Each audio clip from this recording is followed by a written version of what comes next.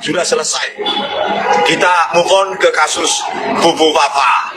Kita bongkar siapa asam sulfat itu, ya kan? Kalau Pak Jokowi kasih saya surat tugas, 1 minggu jadi itu Pak Prabowo. Ya kita audit itu servernya kasus, selesai itu masalah juga. Ya jadi tergantung Pak Prabowo Subianto nih sebagai presiden. Udahlah Pak, kita sudahi ya Bubu Papa ini, kita bongkar. Masalah konteks hukum akibat dari tindakannya dia berdampak pada hukum, ya terserah. Kita sebagai saintis, kita hanya ingin kebenaran. Jadi Prof, kita nanti suarakan lagi untuk membongkar siapa itu Bubu Papa ya. Setelah kasus ini ya UGM mengakui bahwa Pak Jokowi terdaftar di program Sarjana Muda, ya tidak mungkin punya skripsi seperti itu dan tidak menulis skripsi kalau Sarjana Muda. Maka kita selesaikan sampai di sini. Ya, silahkan kalau dampak hukum tata negaranya bagaimana, itu domainnya mereka, ahli-ahli hukum, bukan kami. Selanjutnya kita akan bongkar siapa itu Bubu Papa. Ya, dengan pos, setiap pos itu banyak sekali vulgar-vulgarnya. Ya, apakah itu si asam sulfat atau si Bubu Papa yang lain?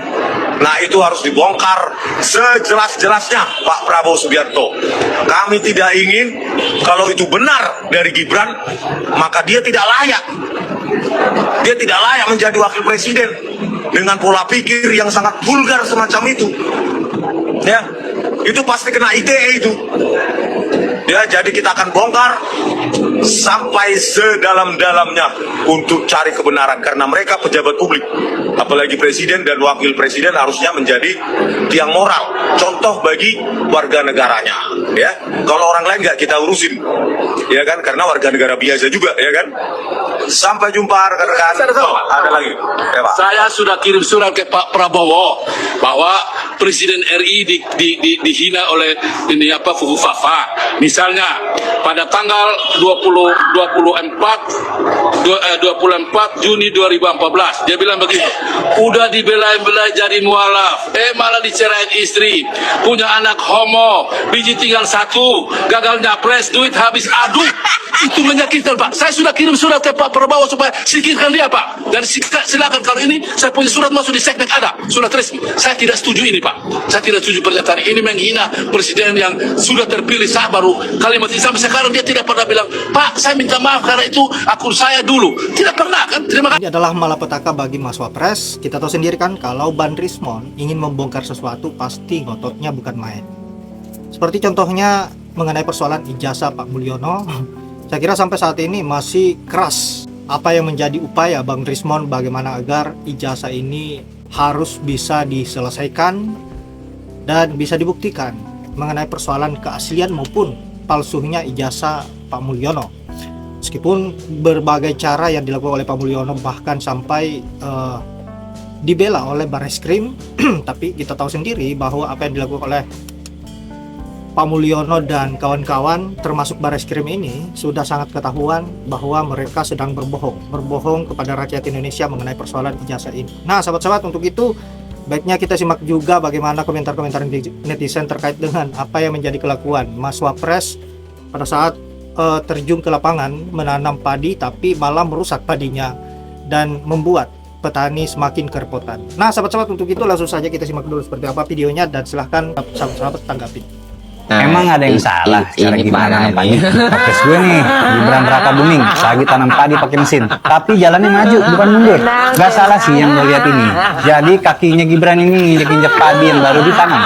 Warganet langsung heboh nyinyir cara Gibran menanam padi. Yang bilang tanam padi itu kan mesinnya mundur ya, bukan maju. Tapi apa kata Gibran? Dia bilang mesin ini bikin Indonesia swasembada beras. Stoknya sampai 3,9 juta ton. Si paling nyentrik ini emang nggak pernah luput dari jempol netizen.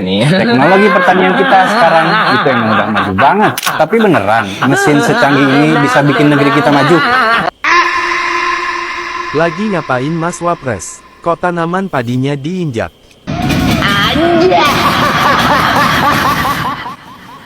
Mungkin para buzzer dan para pendukungnya memuja-muji ya. Waduh, hebat Wapres kita ya. Mau turun ke sawah ya, berlumpur-lumpuran. Andai saja dia mau menggunakan akalnya ya. Bukan cuma senyum-senyum sambil mendorong-dorong. mesin pertanian tersebut ya. Apa dia nggak merasa bersalah? Tanaman padinya dia injak-injak. Pupuk papa ya. Lalu bagaimana mengenai pupuk di daerah tersebut? Apakah petani terbantu dengan kedatangan Wapres Gibran Rakabuming Raka? Apakah pupuk di sana mulai mudah didapatkan oleh para petani? Ayo dijawab. Dan ada baiknya Gibran Rakabuming Raka ini menyelesaikan kasus bapaknya ya, Jokowi, ketika ia sudah memesan 1000 unit mesin pertanian, tapi ia batalkan ya. Sehingga perusahaan tersebut mengalami kerugian yang sangat besar. Jadi jangan hanya pencitraan mendorong-dorong mesin pertanian di depan kamera sambil senyum-senyum, sementara malah banyak petani yang dirugikan atas kebijakan pemerintah ya. Bagaimana dengan kebutuhan pangan Indonesia? Apakah masih banyak yang impor? Harusnya pemerintah memperkecil keran impor, tidak perlu menstopnya ya, termasuk bahan-bahan pangan, agar petani di Indonesia ini sejahtera. Anda sepakat tentunya kan? I'm trying my best to match the color of the European Union flag. Izin stage ya videonya. Ini baru namanya pejabat publik. Pejabat publik itu ya harus seperti ini. Berdiri di atas podium, pidato pakai bahasa asing, dengan ekspresi yang tidak tegang, ekspresi yang rileks gitu, tapi tidak grogi. Apalagi kalau berbahasa asing gitu, ini cocok, ini namanya baru pejabat negara, nggak malu-maluin. Kenapa ya? Mungkin dalam hati para tamu undangan juga mungkin banyak yang bertanya-tanya, kenapa nggak ini aja yang jadi wapresnya gitu. Secara dia punya banyak kelebihan gitu, punya banyak kelebihan yang tidak dimiliki oleh wapres. Tapi sayang, ya itulah Indonesia. Mereka memilih calon pemimpin itu bukan berdasarkan kualitas, tapi berdasarkan fanatik buta. Harusnya orang seperti AHY ini memang cocok menjadi kepala daerah atau ya pokoknya pejabat lah ya, yang sering tampil di acara kenegaraan, pidato pakai bahasa asing, itu emang cocok banget, emang layak banget ini. Jadi posisi Gibran hari ini itu sudah benar-benar seperti tidak diharapkan, meskipun ya dulu ketika kampanye, ketika pilpres, wah begitu luar biasa arogan dan sombong sekali, seolah-olah punya negara. Tenang saja Pak Prabowo, saya sudah ada di sini. Sekarang sudah tidak bisa begitu lagi gitu, dan Gibran pergerakannya sudah tidak leluasa seperti dulu, sudah tidak bisa sombong-sombong lagi. Makanya kemudian berniat atau ingin pindah ke IKN ya, karena kalau di Jakarta terus bisa stres. Ya karena terakhir ada dukungan dari Purnawirawan TNI yang meminta agar Gibran itu diganti karena tidak sesuai, karena memalukan, karena hukum dan sebagainya gitu. Itu pasti sudah membuat Gibran juga jadi jengah gitu, karena bagaimanapun para Purnawirawan TNI ini ya adalah teman-temannya Presiden Prabowo itu sendiri. Dan ketika ada acara, ketika Pak Trisno juga ada sebuah forum dengan para Purnawirawan TNI, Presiden Prabowo hadir seolah-olah itu nggak ada masalah sama sekali. Jadi Presiden Prabowo tidak memberikan pembelaan apapun terkait dorongan atau usulan untuk mengganti Gibran atau memaksulkan Wapres. Itu sangat menyakitkan sekali. Saya kira luar biasa sekali Pak Ketua Den.